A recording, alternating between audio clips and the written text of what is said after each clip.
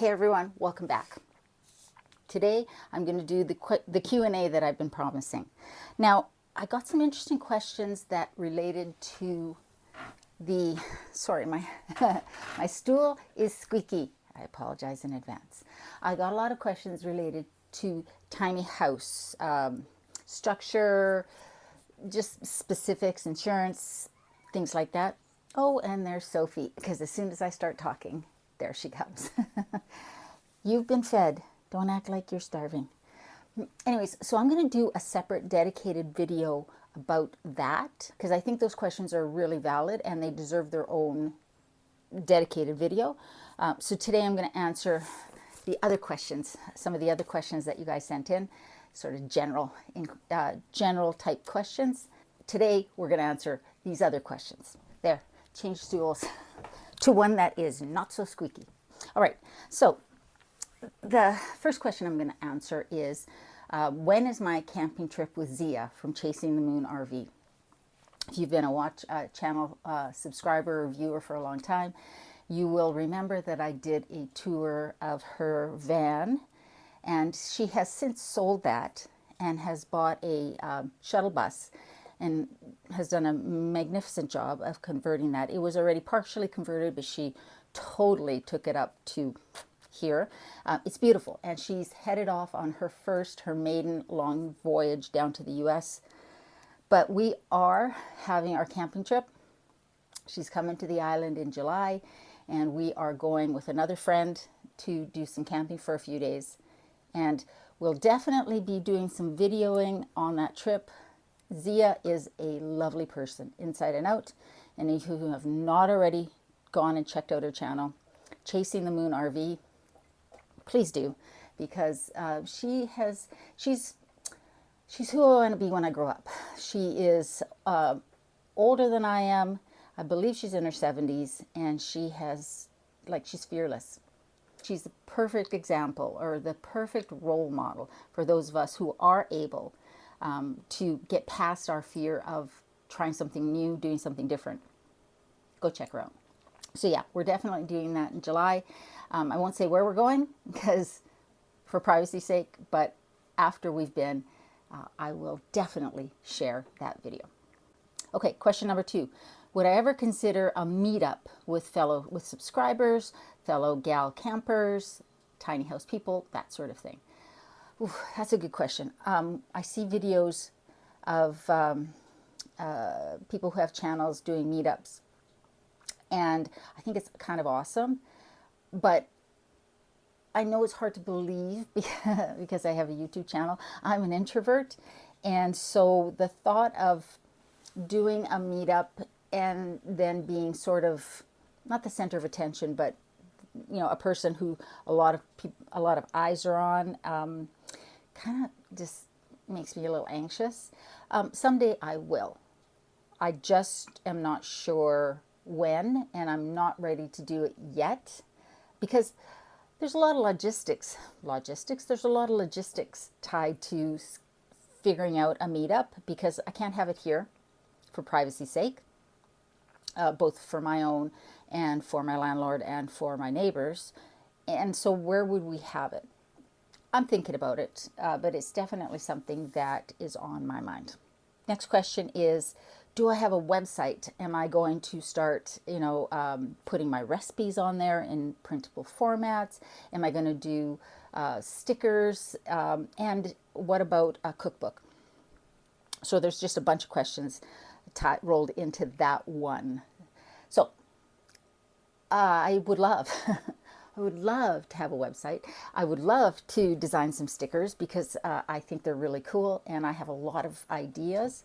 And I would certainly, absolutely love to do an e-cookbook, something that could be printed out or just downloaded and pulled up on an iPad or something when somebody's cooking. Or, and printable recipes. I have no idea how. I am not a web developer, a web designer. I love technology, but only to get what I need done.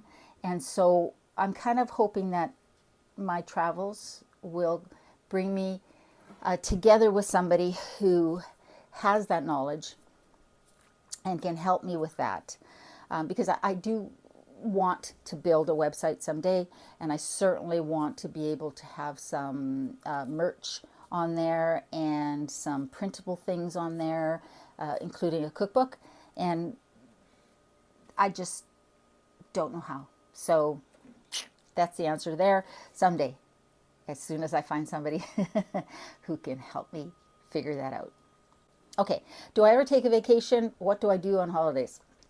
Do I ever take a vacation? Yeah, I always I have 4 weeks of vacation, paid vacation.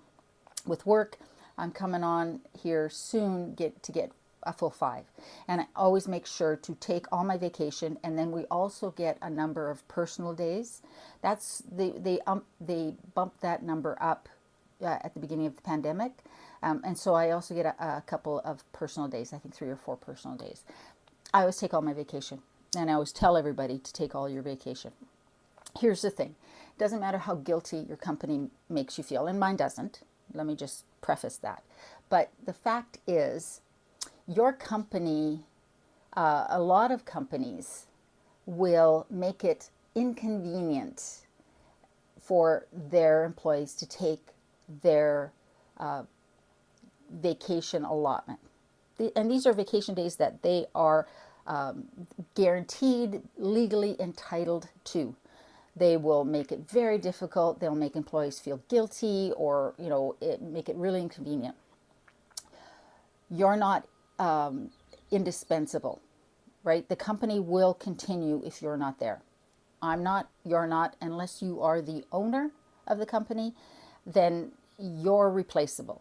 So my feeling is, and I don't have the situation now, but I have in past jobs, my feeling is that if my taking my guaranteed, legally allotted holiday days is that inconvenient for the company, that they have a hard time sort of filling the schedule, that's a them problem. That's a management problem. That's a scheduling problem, a hiring problem. That is not an employee problem.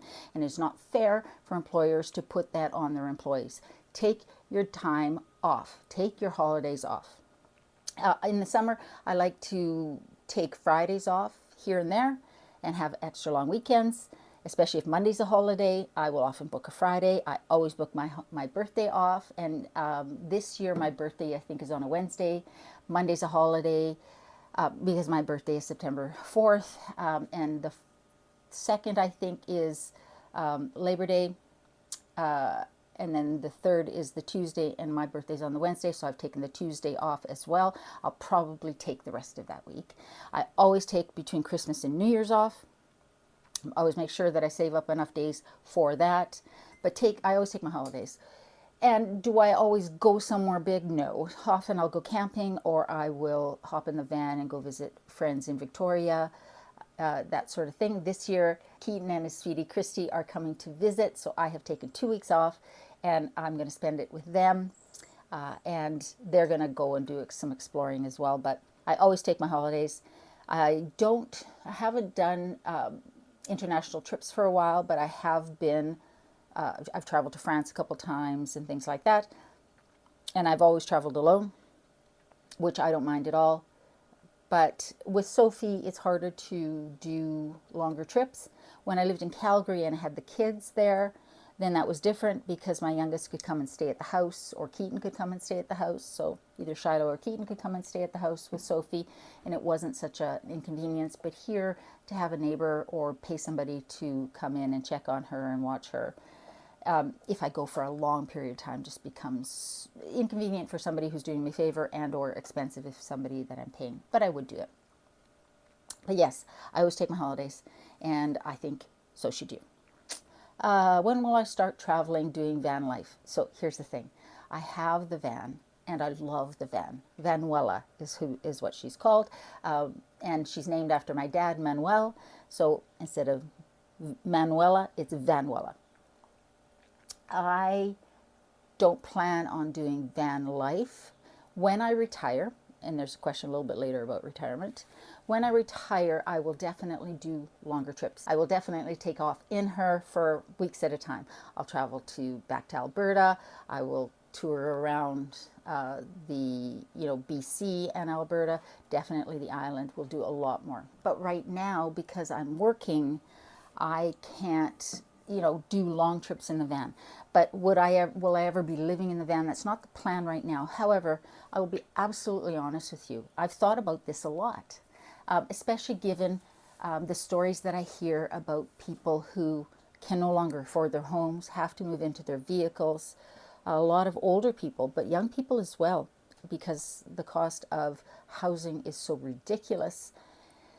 And I have thought to myself, I've played out that scenario, because I'm a big fan of the Stoics, and the Stoicism, sort of teaches us to just think about that worst case scenario and just play it in your mind. Play it all the way through. How would that look like? What would you do? That sort of thing. You're not living in that place of fear about something bad happening. You're just acknowledging that bad things can happen or challenging things can happen, and in your mind, just knowing how you would approach that situation. Obviously we don't know what's going to happen. And so if something really bad happened, I would sell the tiny house or rent it out if I could, but probably sell it if it was really bad, and I would move into the van.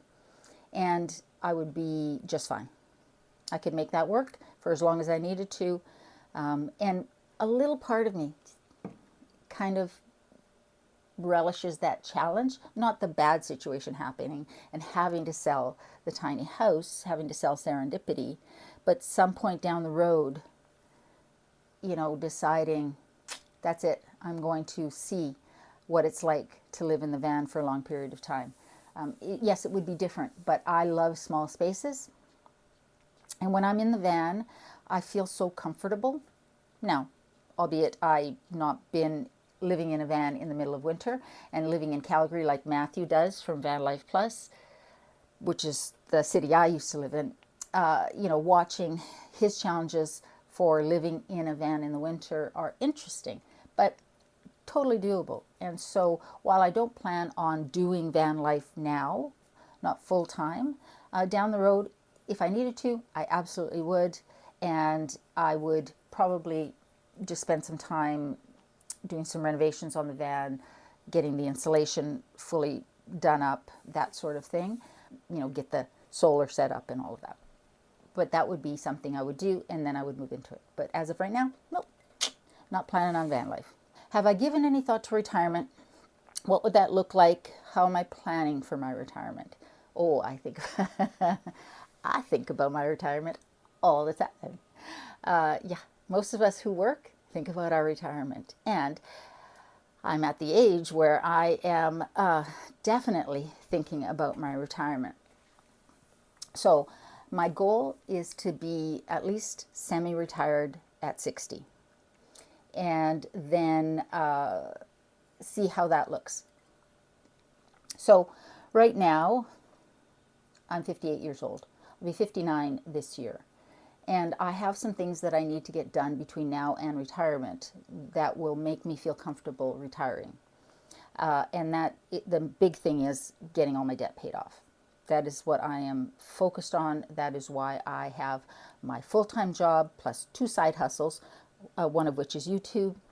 So by the way, thank you for watching my videos. Thank you for liking. Thank you for subscribing. Thank you for sitting through some of the ads, the shorter ones, because every time you do that, it generates revenue for the channel. And I very much appreciate that, because you don't have to do that, but I appreciate that you do.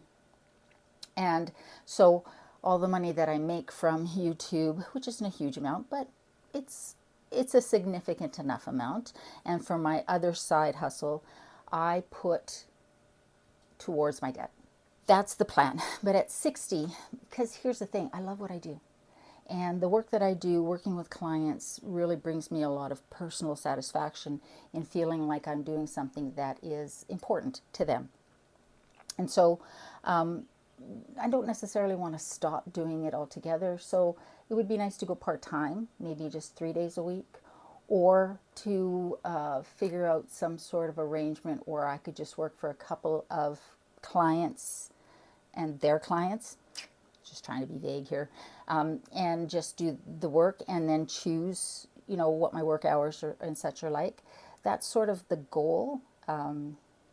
But I've definitely thought about it, and I definitely think about it a lot because so many people I know are retired, and yeah, I look forward to it a lot. But my plan is to get the short-term things done that I need to, so that when the time comes that I do want to retire or even go semi-retired, I can do it without having as many financial obligations, so that I can live a lot cheaper, I guess is the better way of putting it.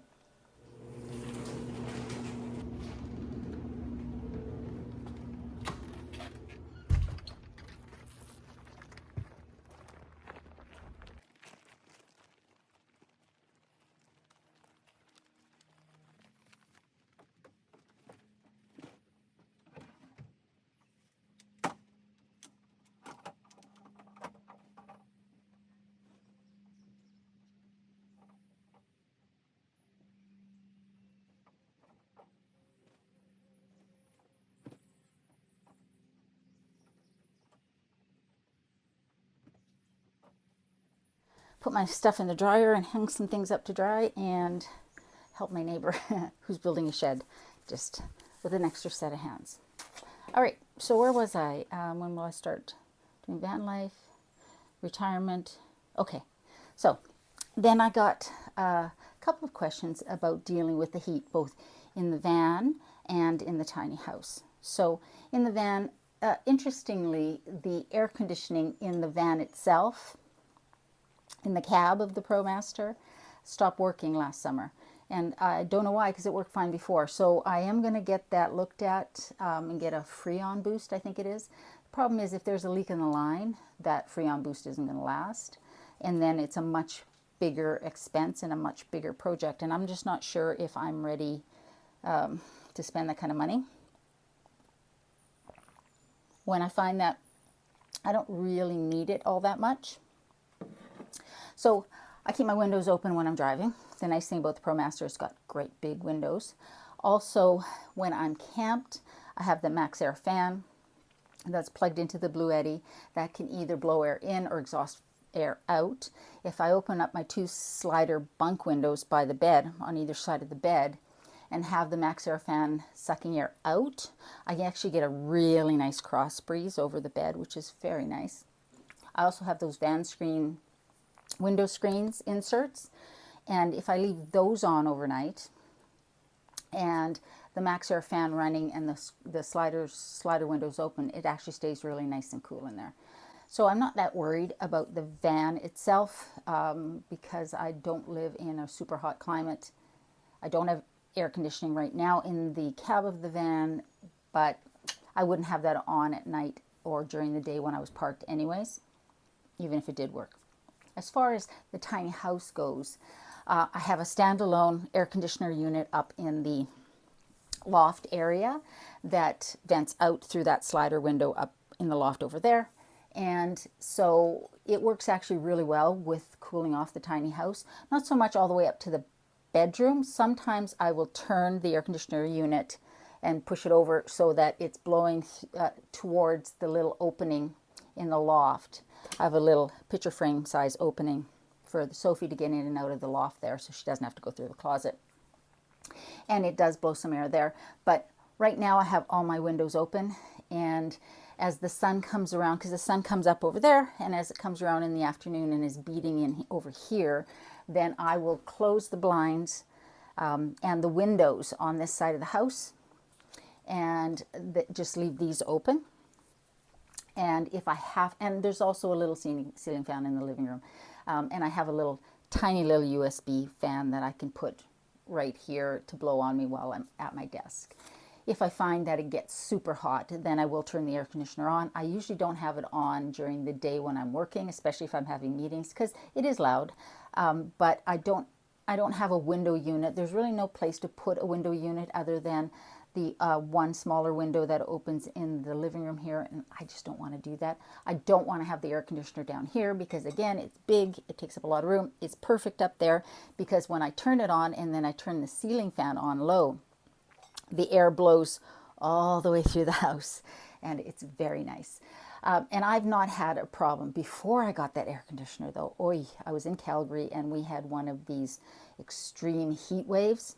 I think it was the hottest I recorded in the house, I think, was 34 or 36. Maybe it was 36 outside and it was 32 inside the house. Celsius. You can look it up for Fahrenheit, but freaking hot. And that's when I got that air conditioner unit because, yeah, not good. And so, but the thing about this tiny house is because it's got spray foam insulation, and it was made for extremely cold climates. So the insulation, the R rating in the ceiling and the floor and the walls is so good. It actually stays really cool in here. I find sometimes that I need to put something over my shoulders when I'm sitting at my desk working, even though it's really hot outside, because it just stays so cool in here. So it stays warm in the winter, it stays cool in the summer. If I need it, I've got the air conditioner, and it's fine. I don't really have an issue. Sophie sometimes, well, before we got the air conditioner, she got pretty hot, but now if it's really hot and the air conditioner's on, she'll either lay up in the loft or she'll just lay on the sofa because the air blows right over, and with that ceiling fan, it keeps her nice and cool. All right. Have I ever considered getting a catio like Matthew from Van Life Plus has for Penny, his kitty Penny? Yes. In fact, there's one sitting in my shopping cart on Amazon. If I'm thinking about getting something, I will do the research, find one that I like, and put it in the shopping cart, and then just leave it there for a couple of days while I think about it so I don't impulse buy. But yes, I actually think I'm going to get one, and I'm going to put it out on the front step. Sophie doesn't actually like being outside on her harness. She hates it. She spends all her time trying to get back in the house. But if I'm sitting on the front step and just the little screen is on in the door, she'll sometimes poke her head through and come out onto the front step. So I think it would be good for her if I had the catio and I could put her out there and she could just, experience it. Now, the catio style that I'm talking about is one that folds up flat. It's mesh and fabric versus a wood frame one or anything like that.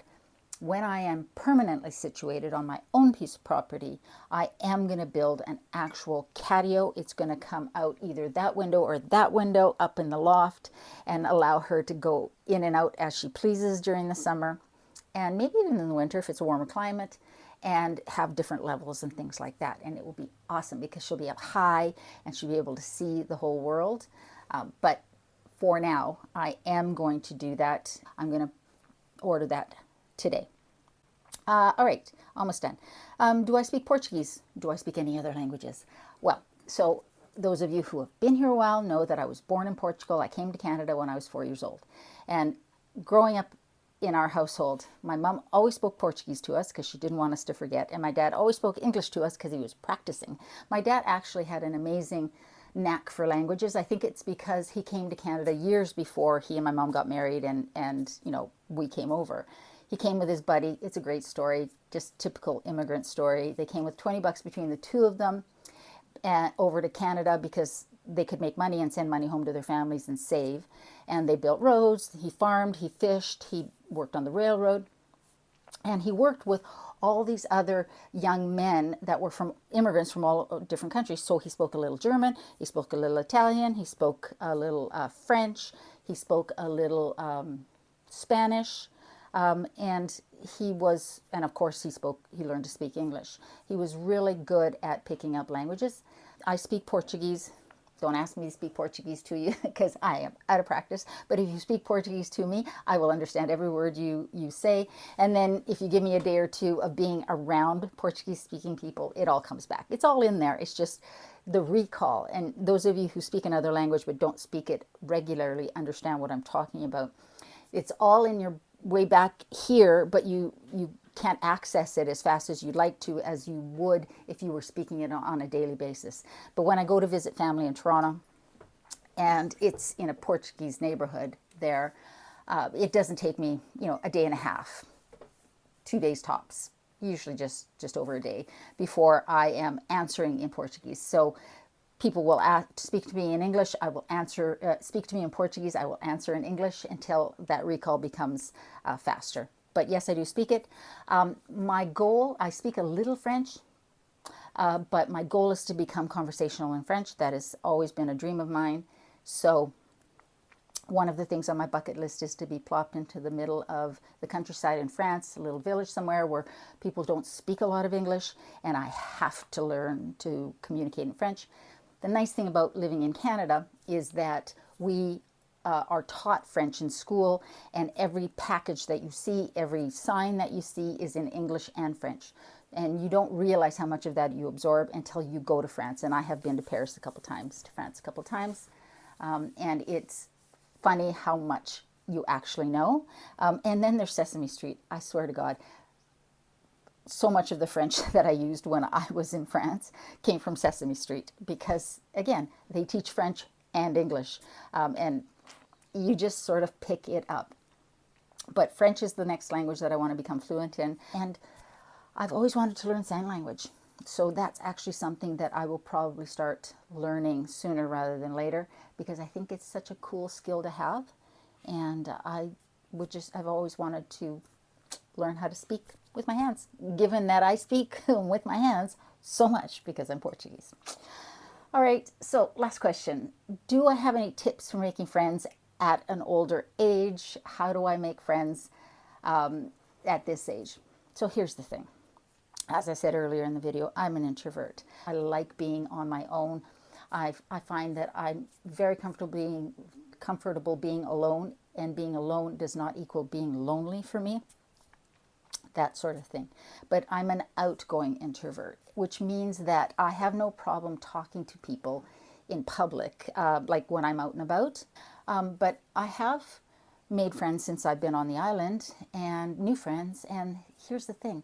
I just think, for me, that because I move through the world thinking that other people are good in general, and I always try and be kind. I find that if you just ask people how they're doing and have a conversation and treat people with respect and kindness, you end up meeting people.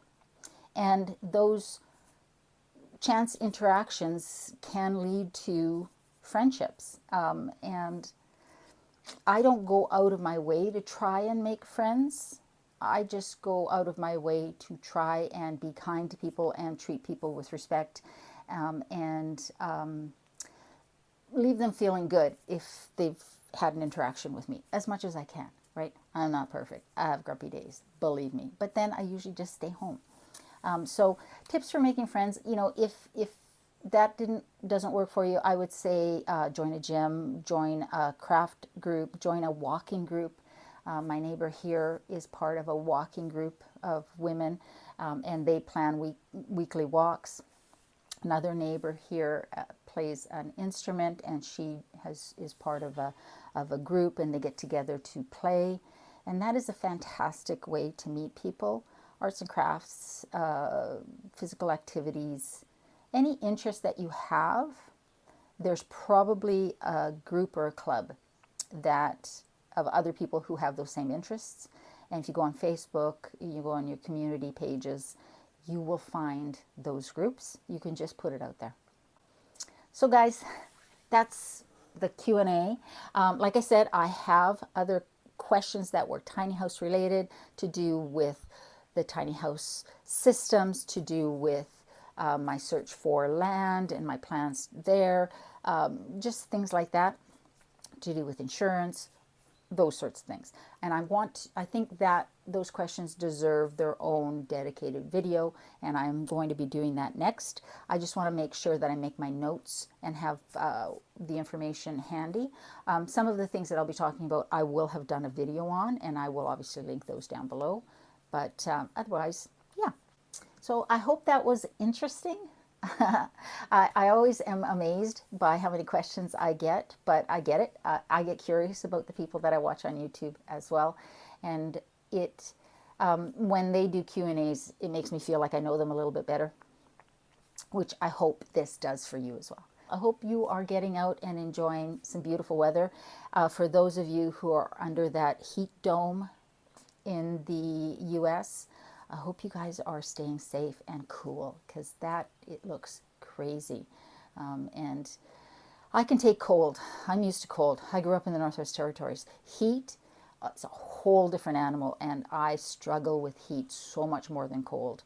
You can only get so naked, and then that's it. Whereas with cold, you can bundle up, and I'm really good at layering up and bundling up and then going about my day in the cold. The heat is awful. So I really hope you guys are staying hydrated and finding ways to stay cool. Guys, thanks for watching. I hope you guys are doing well. I hope you're staying safe. Remember, in a world where you can be anything, be kind. I love you, and I'll see you next time.